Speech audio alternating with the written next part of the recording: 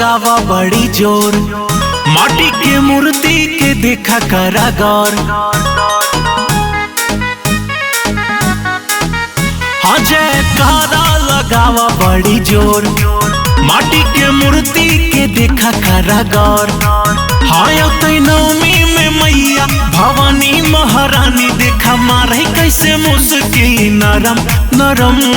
बोला दुर्गा मैया की। अरे चाय गरम दूध गरम उबड़ का है बेशरम, जे मैया के जय ना बोले ओकर फूटे आज करम। चाय गरम दूध गरम उबड़ का है बेशरम, जे मैया के जय ना बोले ओकर फूटे आज करम। जोर से बोला सब जने बोला, बोला दुर्गा मैया की।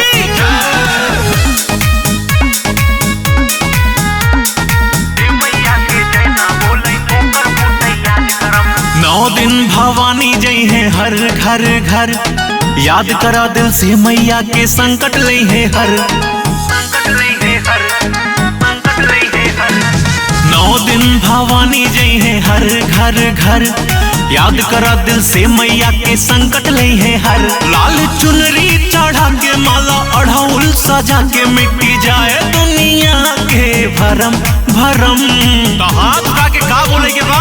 चाय गरम दूध गरम उबड़ का है बेशरम, जे ना बोले जय माता दी ओकर फूटे आज करम। चाय गरम दूध गरम उबड़ का है बेशरम, जे ना बोले जय माता दी ओकर फूटे आज करम। जय माता दी जय माता दी जय माता दी जय माता दी, बोलो सच्चे दरबार की जय। मैया के जय ना बोले जय ना बोले जय ना बोले ओकर फूटे आज करम।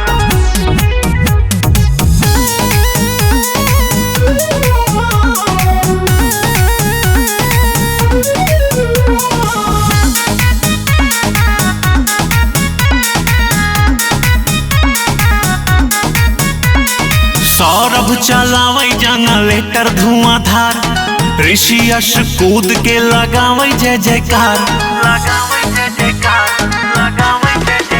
हाँ हाँ चंदन चलावे फुल डीजे धुआंधार, कूद के लगावे सजल जय जयकार। गावे गाना अकेले खूब पंडित अनुराग, माई के दरबार कैसन शरम शरम।